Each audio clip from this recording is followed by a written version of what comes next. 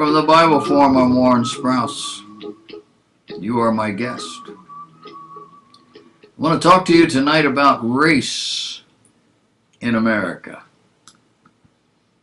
Dr. Michael Brown, radio host, author, professor, noted proponent of Messianic Judaism, Christian Zionism, and the charismatic movement, has a nationally syndicated radio show called The Line of Fire. It airs throughout the United States. He writes, "My fellow Americans, we are being sold a bill of goods. Race is not what is dividing us. Rather, we are being divided by competing ideologies. Listening to the news, you would think that racism is deeply entrenched in every neighborhood in our country, that racial hatred is the norm, that judging people by the color of their skin is what the average American does. But I don't believe that for a second. And I say that while fully acknowledging the very real racial issues we continue to face." A caller to my radio show recently said he was born in Hong Kong. Then he lived in Ghana in West Africa, then Ireland, and now America. He said that America was by far the least racist place he had ever lived. Only a week earlier, I had interviewed Professor Craig Keener, a dear friend and one of the world's foremost New Testament scholars.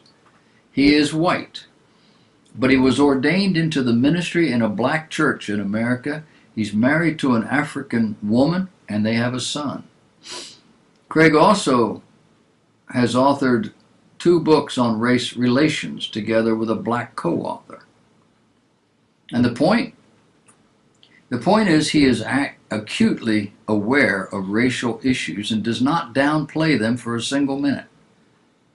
But he said that his wife, a highly educated woman who speaks fluent French, suffered real discrimination while living in France.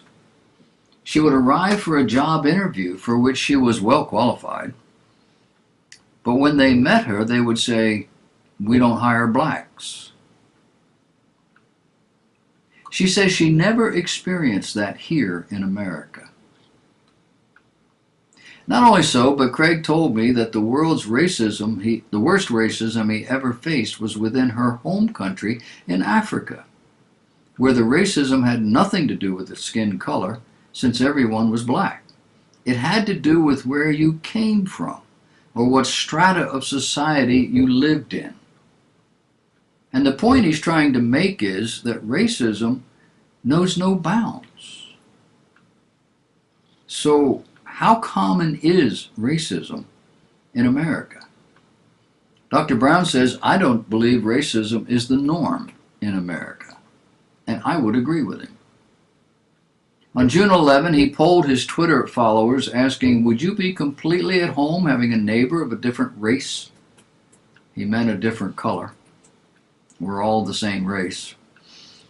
Now remember, even though my Twitter followers, a little over 41,000, not particularly large but significant, are roughly equivalent to the national averages when it comes to demographics, they are quite conservative. The majority identify as Christians. The strong majority are probably Trump supporters as well. So how did they respond to this poll? Just under 97% said absolutely. The exact number was 96.8. Having somebody in a neighborhood black didn't bother them at all. Almost 97% said they would absolutely be completely at home having a neighbor of a different race. Only 2% answered with depends on which race, or 1.2% that said absolutely not.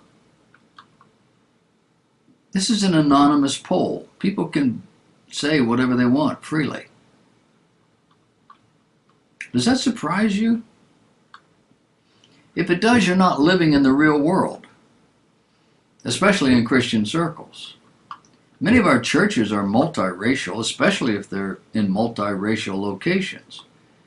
And when they're not, joining together for multiracial gatherings is often considered a highlight. And in cities across America, pastors work together in multiracial coalitions. But getting back to the poll, he says, I was inspired to do the neighbor poll by a 2013 article by Max Fisher in the Washington Post. It was titled A Fascinating Map of the World's Most and Least Racially Tolerant Countries. Fisher reported the results of a major study by two Swedish economists who felt the number one way to determine racial attitudes was to ask respondents in more than 80 different countries to identify kinds of people they would not want as neighbors. What did they learn? They learned that Anglo and Latin countries were by far the most tolerant. People in the survey were most likely to embrace a racially diverse neighbor in the United Kingdom and its Anglo former colonies, the United States, Canada, Australia, New Zealand, and in Latin America. Conversely, India and Jordan were by far the least tolerant. In only 2 of 81 surveyed countries, more than 40% of respondents said they would not want a neighbor of a different race. This included 43.5% of Indians, 51.4% of Jordanians. Now keep in mind, most of this results from religious differences that can easily express itself with violence. Dr. Brown goes on to say, this does not mean we don't have problems to address, and as I have stated before to the chagrin of some of my conservative friends, I have no problem asking if there is still systemic racism in America. If not systemic racism, then system inequity. My point in this article is to stress that our biggest issues in America are not race-based. They're ideologically based. Right now, those pushing the radical leftist agenda are the most divisive among us by far. Of course, if the radical right had a bigger platform today, they would be just as divisive. But they don't. They have been largely marginalized, and for that I'm glad. Instead, it's the radical left which has become dominant, championed by a complicit or foolishly naive media. They are the ones dividing us. On a personal level, I'll continue to listen to people of color as they share their perspectives with me, like a caller on Monday who told me he started picking cotton at the age of 5 and had no idea what his life experience was like. And I will continue to ask God to show me my blind spots. But I will not allow cultural radicals to paint a false picture of our nation.